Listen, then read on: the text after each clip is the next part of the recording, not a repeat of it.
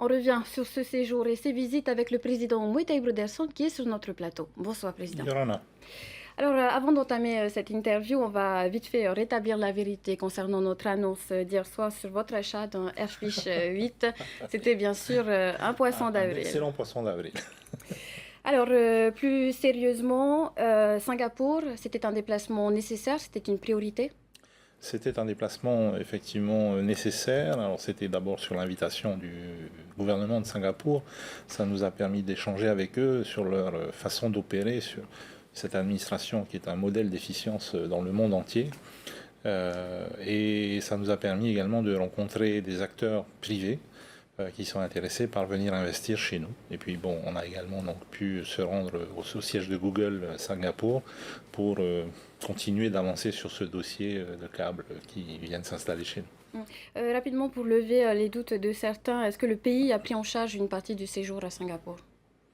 Le pays a effectivement pris en charge la partie qui est non institutionnelle, donc la partie rencontre avec les investisseurs privés. C'est une mission classique comme celle qu'organise le pays régulièrement. En revanche, sur la partie institutionnelle, c'est le gouvernement de Singapour qui a payé. Alors, vous parliez à l'instant de Google. Vous vous êtes justement arrêté dans leurs locaux à Singapour. Google qui a confirmé l'installation de câbles transpacifiques. Concrètement, a-t-on une idée des retombées économiques que cela pourrait représenter? Je dirais que les retombées économiques, ça va dépendre de ce qu'on en fait. Google nous apporte une opportunité extraordinaire de multiplier par 50 le débit à l'international qui existe aujourd'hui.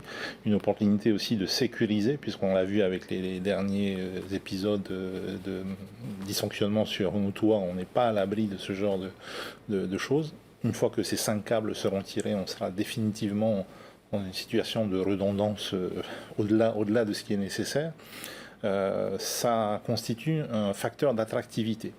Ça veut dire que des sociétés qui aujourd'hui ne viendraient pas s'installer chez nous du fait, de la faiblesse du débit, de la non-garantie de ce débit, eh bien, sont aujourd'hui intéressées. Dès que l'annonce a été faite par le Washington, par Joe Biden et par Google de l'installation de ces câbles chez nous, j'ai reçu des appels de très grandes sociétés, notamment dans le domaine de l'informatique, mais pas que, dans le cinéma, etc., qui veulent commencer des discussions. C'est plutôt bon signe, donc. Tout à fait. Et est-ce qu'il n'y aurait pas également un enjeu de surveillance? On sait que la zone, l'Indo-Pacifique, pour faire large, est le théâtre d'une lutte d'influence entre de grandes puissances, pour ne pas les citer. Est-ce qu'il y a cet enjeu de surveillance aussi? Alors de surveillance, non, je n'irai pas sur ce terrain-là. En revanche, il y a, c'est vrai, ce qu'on appelle un enjeu de souveraineté. C'est-à-dire qu'aujourd'hui, la plupart des câbles sous-marins dans le Pacifique passent par la zone nord, donc qui est près de la Chine, avec tous les enjeux géopolitiques que ça peut emporter. Et c'est une nécessité à la fois pour les nations européennes et pour les États-Unis de disposer d'un maillage dans le Pacifique Sud.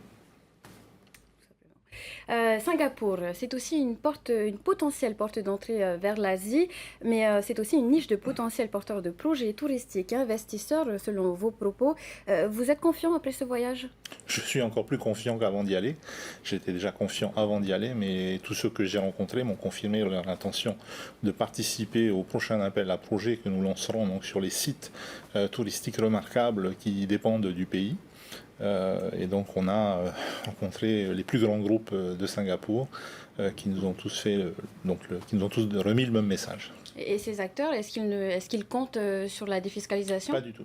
Pas du tout. Vous parliez un peu plus tôt du lancement d'appels à projets par le pays. C'est donc le pays qui va mettre à disposition des terres pour les projets hôteliers, c'est bien ça? C'est ça, c'est pas un schéma complètement délirant. C'est ce qui a été fait par exemple par le gouvernement précédent sur le village tahitien avec des baux amphithéotiques, enfin pour l'instant des promesses de baux, mais c'est le même principe. On met à disposition des terres qui appartiennent au pays sur des durées très longues et donc ces investisseurs font l'investissement. On a déjà identifié des zones? Alors les zones, elles sont connues. Il y a celle du village tahitien potentiellement, en fonction des discussions qui peuvent avoir lieu avec ceux qui sont déjà lauréats des 4 lots qui ont été attribués. Il y a la zone de Tihaura à Morea, dit ancien Club Med, dont une partie est maîtrisée par le pays. Il y a l'ancien Hanaiti à Huahine, le site du Sofitel, l'ancien Sofitel également à Huahine. Il y a l'atoll de Vanuatu et il y a encore d'autres sites qui dépendent du pays, à Timaono. Enfin voilà. La liste est longue. Comment est-ce que l'État perçoit votre démarche? Je sais que vous avez la compétence des relations internationales, mais quel est le regard de l'État sur cette démarche? Écoutez, moi j'ai pas de problème là-dessus. Nous étions accompagnés sur la partie institutionnelle à notre demande par l'ambassadrice de France à Singapour. Sur les rendez-vous privés, elle n'était pas là, puisque ce n'est pas nécessaire. C'est un déplacement dont j'ai parlé lors de ma première rencontre avec le président Macron, qui m'a félicité pour l'initiative, donc il n'y a pas de souci. On a eu l'occasion de faire plusieurs reportages justement sur ces rendez-vous, sur ces rencontres. Mais une dernière question pour clôturer le dossier de Singapour. Singapour, entre démesure et paradoxe, peut-on réellement s'en inspirer et est-ce réellement la volonté des Polynésiens? Alors attention, on n'est pas allé à Singapour pour venir faire un copier-coller et finir à 6 millions d'habitants sur Tahiti. C'est pas du tout ça le but. Mais le but, c'est de comprendre comment est-ce que le miracle Singapour, qui était le plus pauvre pays du monde il y a 60 ans et qui aujourd'hui a un PIB par habitant supérieur à celui de la France, a pu s'accomplir. Il y a des leçons à tirer en termes d'efficience de l'administration, en termes d'organisation du gouvernement, mais également en termes comment dire, comprendre comment a pu se réaliser ce miracle, quel est le contexte régional, local qui a permis tout ça. Et ensuite, on en tire les enseignements et on ramène chez nous ce qu'on peut ramener. Il n'y a pas tout à apprendre à Singapour. Il ne faut pas se fermer aux bonnes idées du monde. Donc, Voilà. On revient au fait noir où la loi fiscale adoptée par votre majorité en décembre dernier a été annulée par le Conseil d'État, c'était attendu. Quelles conséquences pour les contribuables, les patentés, les personnes qui auraient bénéficié d'un trop perçu ou au contraire? Alors écoutez, j'ai entendu tout et n'importe quoi. J'ai entendu 4 milliards, 1,7 milliard. On se serait cru au marché de Rungis, là, avec des poissonniers qui lancent des chiffres. La réalité est bien sûr très très éloignée de tous ces joutes politiciennes. Nous avons représenté très rapidement quasiment le même projet de loi de pays fiscal. Nous allons amender à la marge ce projet de loi fiscale pour tenir compte de certaines remarques qui nous ont semblé pertinentes, mais ce sera sensiblement le même projet, il n'y aura pas vraiment de débat là-dessus, il sera donc revoté. L'impact est minimal.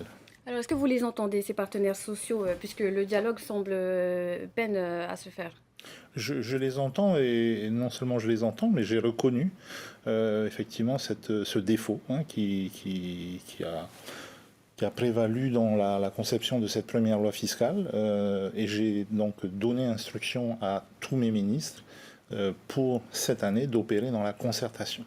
C'est une exigence que j'ai posée, et donc il y a un calendrier des concertations qui ont été présentées par tous les ministres, chacun dans sa thématique.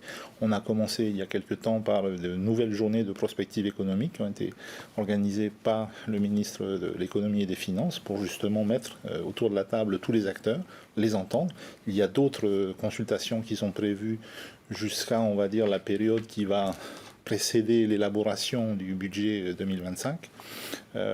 Et ceci, donc, c'est valable à la fois pour la réforme fiscale et à la fois pour la réforme des comptes sociaux. Justement, sur la réforme fiscale, sur le planning en tout cas de travaux qui a été prévu et annoncé en plateau par le ministre de la Santé, il y aurait du retard. En tout cas, c'est ce que les partenaires sociaux nous indiquent. Ils s'en inquiètent même. Jusqu'à quand devront-ils attendre? Jusqu'à quand devrons-nous attendre, puisque la PSG est l'affaire de tous? Écoutez, je crois qu'ils ont attendu 10 ans sans rien faire. Donc je pense que le calendrier qu'on a proposé est raisonnable. Alors, on va parler d'autres sujets actuels, comme Tahiti Info l'a révélé ce matin. Air Moana rencontre des difficultés financières selon nos informations. La compagnie a obtenu la défiscalisation locale pour son nouvel appareil. On parle d'un investissement de 3 milliards de francs. Est-ce que le pays a prévu de monter au créneau pour soutenir la compagnie? Le pays n'a fait que ça depuis qu'on est arrivé. Je vous rappelle qu'à notre arrivée, la défiscalisation était fermée pour les ATR.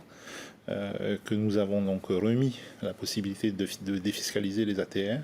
Nous avons ensuite augmenté le plafond d'intervention de la Sofidep. Nous avons rétabli le contact entre Air Moana et les banques. Et nous avons donc, au terme de l'AMI, accordé cette défiscalisation sur donc l'acquisition de nouveaux appareils par Air Moana. Je crois que là, le pays est allé au bout de ce qu'il peut faire.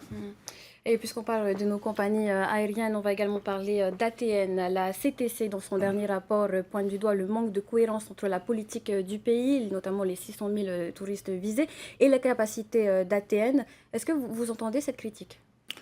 Alors d'abord, si on revient sur le rapport de la CTC, il porte principalement sur la période qui précède notre arrivée. La remarque sur les 600 000 touristes, je l'entends, je ne la partage pas. Pour moi, ce nouvel objectif, c'est une opportunité à saisir pour ATN, mais pas simplement pour ATN, également pour nos compagnies locales.